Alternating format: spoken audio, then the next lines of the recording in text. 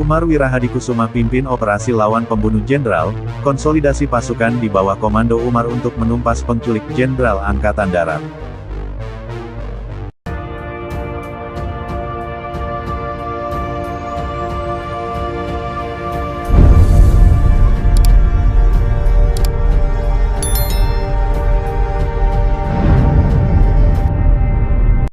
Tanggal 1 Oktober tahun 1965. Sekitar pukul 4 subuh, suara telepon di kediaman Panglima Kodam Jaya Brigadir Jenderal TNI Umar Wirahadikusuma berdering, lalu terdengar seseorang memanggil Gan. "Juragan, Juragan, ada telepon," kata Bi Erum, seorang pembantu rumah tangga. Ia berbicara sambil mengetuk pelan kamar tidur tuannya. Sekejap, sang jenderal membuka pintu kamar tidurnya. Bersama istrinya, Nyonya Karlinah Jajaatmaja, segera keluar kamar. Umar bergegas menyambar telepon. Lawan bicaranya subuh itu adalah Komisaris Polisi Hamdan, salah seorang ajudan Jenderal TNI Abdul Haris Nasution. Melalui telepon, Hamdan melaporkan telah terjadi penembakan dan perlucutan senjata petugas jaga oleh pasukan tak dikenal, di kediaman Menteri Koordinator Kepala Staf Angkatan Bersenjata, Jenderal TNI A.H. Nasution. Ajudan lainnya, Letnan 1 Pierre Tendean juga hilang dari kediaman KSAB. Umar terkejut. Pikirannya melambung ketika ia masih berpangkat kapten. Umar juga pernah menjadi ajudan Kolonel A.H. Nasution, Panglima Divisi 3 Siliwangi, pada Januari hingga Juni tahun 1947. Umar mengawali karir militernya pada September tahun 1945 sebagai Letnan II. Usai lulus pendidikan militer Seinandoyo di Tangerang, serta pendidikan perwira Sodancoren Setai Peta, pembela tanah air di Bogor. Dimulai sebagai komandan peleton TKR, Tentara Keamanan Rakyat di Cicalengka, Jawa Barat. "Sat, saya harus pergi ke rumah Pak Nas," kata Umar kepada istrinya. Sat merupakan panggilan bermakna sayang dalam bahasa Belanda. "Ke Pak Nas?" jawab Karlinah dengan penuh tanya. "Ya, ada sejumlah pasukan tidak dikenal melucuti senjata pasukan jaga dan masuk ke rumah mencari Pak Nas," ujar Umar menjelaskan. Dalam kondisi seperti itu, sebagai pangdam di wilayah ibu kota negara, Umar dalam situasi siaga 1. Dia membuka lemari pakaian dan mengambil pakaian dinas lapangan. Ia mencoba mengangkat telepon untuk menghubungi sejumlah orang. Namun, ternyata hubungan telepon sudah terputus. Sebagai panglima, ia tidak bisa menghubungi siapapun. Padahal dalam situasi genting, ia membutuhkan informasi dari sejumlah pihak. Umar berpikir ada situasi yang sangat tidak biasa di wilayah tanggung jawabnya. Ia bergegas mengambil wudhu untuk menunaikan sholat subuh, sekaligus memohon perlindungan kepada Allah, Sang Pencipta. Usai sholat subuh dan sarapan secukupnya, Umar segera menyambar tongkat komando dan pistolnya. Tak lama Kapten Sulasdi tiba, perwira piket garnizon ibu kota dengan kendaraan jeep. Sang kapten membawa serta panser Faret. Ia melaporkan situasi di kediaman KSAB. Panser digunakan untuk mengawal Pangdam Jaya menuju kediaman Jenderal A.H. Nasution, di Jalan Tuku Umar nomor 40. Termasuk beberapa mobil pengawal lengkap dengan pasukan bersenjata. Di bundaran Jalan Tuku Umar, rombongan Umar melihat segerombolan pemuda bersenjata stand gun. Mereka mengawasi kediaman Jenderal A.H. Nasution dari kejauhan. Siapa sekelompok tentara menggunakan stand gun tersebut? Umar belum mendapatkan jawaban. Situasi mencekam. Pengawalnya siap tempur menghadapi segala kemungkinan terburuk.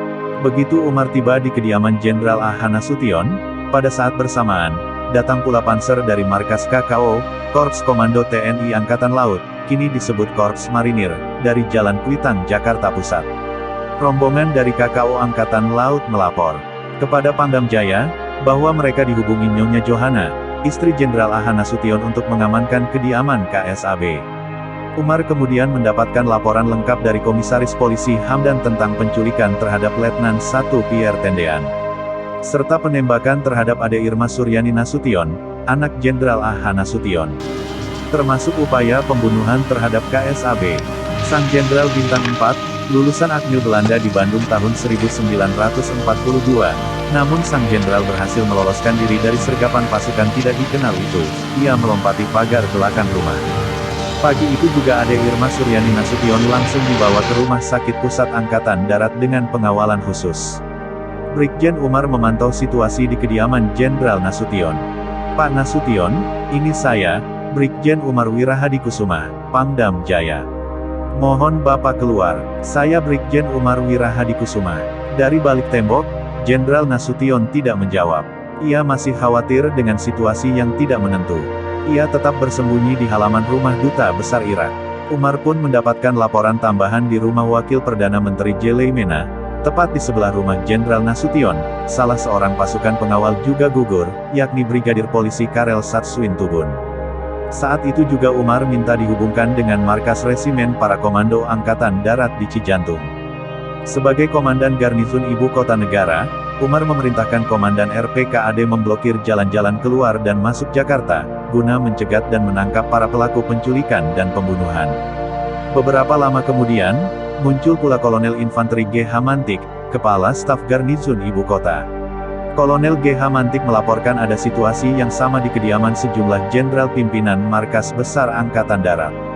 Umar bergegas menuju ke kediaman Panglima Angkatan Darat Letnan Jenderal TNI Ahmad Yani di Jalan Lembang nomor 51, kediaman Deputi 2 Pangkat Majen TNI R. Suprapto di Jalan Besuki nomor 19, dan kediaman Deputi 3 Pangkat Majen TNI MT Haryono di Jalan Prambanan nomor 8. Semuanya di kawasan Menteng, Jakarta Pusat. Dari para ajudan, dikemukakan pasukan tersebut ditengarai dari Resimen Cakrabirawa, pasukan pengawal Presiden Soekarno. Umar segera menuju markas Garnizon. Di kawasan Monas, ia melihat banyak tentara berseragam loreng, kemudian ia mulai memimpin rapat.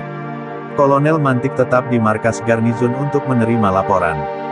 Letkol Jiman Komandan Kodim Jakarta Pusat, segera melaporkan perkembangan kepada Panglima Kostrat. Sedangkan Umar bergegas menuju ke Istana Merdeka melalui Istana Negara. Ia ditemui Kapten Sudibyo, petugas piket istana dari Resimen Cakrabirawa. Apakah Bapak Presiden berada di istana? Bapak Presiden belum tiba di istana. Kemudian Pangdam Jaya diantar menggunakan jeep menuju Istana Merdeka untuk membuktikan Presiden Soekarno memang belum ada di Istana Merdeka. Kapten Sudibyo juga melaporkan Panglima Operasi Kalimantan Barat, Brigadir Jenderal TNI Suparjo telah berada di Istana Merdeka. Apakah Panglima akan menemui Brigjen Suparjo? Tanya Kapten Sudibyo. Tidak perlu, jawab Umar, tegas. Ia pun kembali ke markas Garnizon. Di kantor Umar terkejut ketika mengetahui studio Radio Republik Indonesia RRI, telah diduduki pasukan tidak dikenal. Pada hari ini, Kamis tanggal 30 September tahun 1965, di Ibu Kota Republik Indonesia, Jakarta. Telah terjadi gerakan militer dalam Angkatan Darat dengan dibantu oleh pasukan-pasukan dari angkatan bersenjata lainnya. Gerakan tanggal 30 September yang dikepalai Letnan Kolonel Untung, Komandan Batalion Cakrabirawa, pasukan pengawal pribadi Presiden Soekarno ini, ditujukan kepada jenderal-jenderal yang menamakan dirinya Dewan Jenderal. Sejumlah jenderal telah ditangkap, dan alat komunikasi serta objek-objek vital lainnya sudah berada dalam kekuasaan gerakan tanggal 30 September. Sedangkan Presiden Soekarno selamat dalam lingkungan gerakan tanggal 30 September.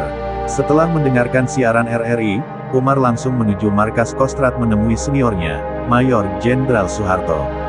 Keduanya langsung berbagi tugas, sekaligus melakukan konsolidasi secepatnya untuk melumpuhkan pasukan penculik dan pembunuh para perwira tinggi Angkatan Darat. Sebagai Komandan Garnizon, hanya dia yang memiliki otoritas mengumpulkan semua komandan batalion di Jakarta. Tak lama kemudian datang dua ajudan Presiden Soekarno, yakni Kolonel KKO Bambang Wijanarko dan Komisaris Besar Polisi Sumirat. Mereka melaporkan kepada Panglima Kostrat Majen TNI Soeharto, memberitahukan pesan agar Pangdam Jaya Brigjen Umar Wirahadikusuma, dan para Panglima Angkatan Darat menghadap Presiden Soekarno di Pangkalan Udara Halim Perdana Kusuma. Kecuali Pangkat Letjen Ahmad Yani yang tidak diketahui keberadaannya. Umar minta pendapat Soeharto tentang perintah tersebut. Soeharto meminta agar Umar fokus untuk melumpuhkan pasukan penculik dan pembunuh para jenderal. Soeharto pun menjawab kepada dua utusan Presiden Soekarno, sampaikan pada Bapak Presiden, mohon maaf, Pangdam Jaya tidak dapat menghadap. Dan karena saat ini Panglima Angkatan Darat tidak ada di tempat, harap semua instruksi untuk Angkatan Darat disampaikan melalui saya, Panglima Kostrat, jawab Soeharto. Sekitar 7 jam kemudian, Komando Gerakan tanggal 30 September muncul lagi pukul 14 waktu Indonesia Barat. Menyiarkan dua keputusan.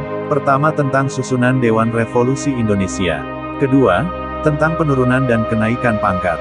Dalam daftar Dewan Revolusi mencatut nama sejumlah tokoh dan jenderal, namun tidak menghubungi orang yang bersangkutan. Antara lain, ada nama Maijen Basuki Rahmat, Brigjen Amir Mahmud, dan Brigjen Umar Wirahadikusuma. Saya difitnah mendukung Dewan Revolusi Gerakan tanggal 30 September, kata Umar.